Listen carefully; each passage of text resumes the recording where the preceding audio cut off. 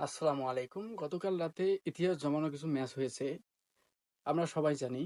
তার মধ্যে ১ নম্বরে হচ্ছে চ্যাম্পিয়ন লিগের যে ম্যাচগুলো হয়েছে গতকাল রাতে এত জমকালো হয়েছিল যে বলার বাইরে। একসাথে ১৮টি ম্যাচ হয়েছে ৩৬টি দলের। সেখান থেকে কিছু ম্যাচ হয়েছে খুবই অসংখ্য ভালো এবং কিছু ম্যাচ হয়েছে অবশ্যই অ্যা খুবই দুর্বল টাইপের। কিছু ম্যাচ হয়েছে খুবই ভালো। কারণ সব দলে যে সেরা তা কিন্তু নয়। আর অন্য দিক থেকে ভাবলে হচ্ছে আপনার যে চ্যাম্পিয়ন লিগে যারা খেলে তারা সবাই ভালো টিম। ৪টা ৫টা করে টিমকে টপকে তারপর চ্যাম্পিয়ন লিগে চান্স পেতে হয়। তো সুতরাং যে ম্যাচগুলো হয়েছে তার মধ্যে থেকে সেরা ৮ এ আছে আপনাদের লিভারপুল, বার্সেলোনা, তারপর Atletico Madrid, Atalanta, Aston villa এরকম যে ৮টি দল আছে, ৮টি দল একবারে নিশ্চিন্তে কোয়ালিফাই করে ফেলেছে। তাদেরকে আর কোনো পরীক্ষা দিয়ে মাঠে টিকতে হবে না। তারা অলরেডি টিকে গিয়েছে এবং আর বাকি ৮টি দল আছে যারা খেলে তারপর সুযোগ ক্রিয়েট করে তারপর টপ 16 এ টিকতে হবে। এক কথায় নকআউট স্টেজে টিকতে হবে। এখানে অনেকগুলো টিমই আছে।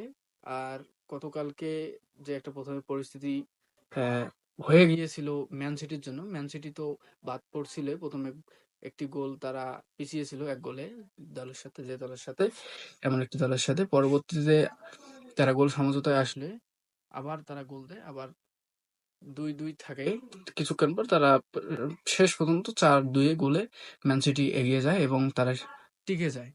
তো এই যে একটা বিষয়, ম্যান সিটি আসলে টিকে গিয়েছে গতকালকে, প্যারিস টিকে গিয়েছে গতকালকে এবং অন্য দিক থেকে রিয়াল মাদ্রিদের যদি আমি কথা বলি, রিয়াল মাদ্রিদের যদি ইতিহাস দেখেন যে গত টেস্ট সিজনে তারা যে ইউসিএলটি জিতেছে, আসলে তারা কিভাবে জিতেছে আমরা সবাই জানি। কেননা তারা এই যে আউট হতে গিয়ে এই যে একটা টেকার যে এদের একটা বিষয় কৌশল আসলে তারা সেভাবেই টিকে এবারও টিকবে এবং কিছু ভাই পোস্ট করেছিল যে আজকে যদি আটালান্টার সাথে বার্সেলোনা হারে তাহলে হয়তো রিয়াল মাদ্রিদ বাদ পড়বে। আমি তাদেরকে বলি এরকম কোনো পরিসংখ্যান ছিল না যে রিয়াল মাদ্রিদ বাদ পড়বে। রিয়াল মাদ্রিদ যদি গতকালকে হারতো তারপরও রিয়াল মাদ্রিদের নকআউটে লড়ার মতো পয়েন্ট ছিল, ১৩ পয়েন্ট তাদের ছিল, তারা খেলতে পারতো। সরি ১২ পয়েন্ট তাদের ছিল, তারা খেলতে পারতো নকআউট স্টেজে এই সবার সাথে খেলে তারপর বাকি 8 এ টেকার জন্য।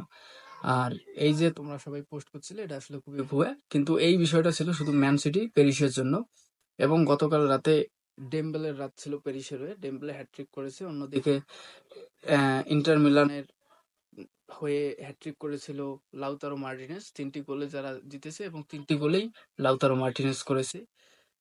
অন্য দিক থেকে সবাই ভালো খেলেছে। বেনফিকা অন্য দিক থেকে জিতেছে জুভেন্টাসের সাথে।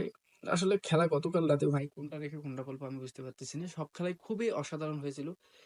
এত পরিমাণ ভালো খেলা হয়েছে যে আপনাদের বলে বোঝাতে পারবো না। ফুটবল প্রেমী তো আপনারা যারা আছেন, যারা খেলা দেখেছেন তারা আসলে জানেন যে গতকাল রাতে ফুটবল প্রেমীদের জন্য একটা কি রাত ছিল।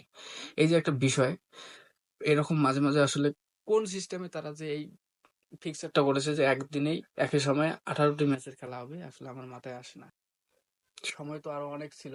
তারা তো সন্ধ্যা থেকে খেলা দিতে পারতো। একই সময়ে তারা খেলা দিয়েছে। যাই হোক, যা হয়েছে ভালোই হয়েছে।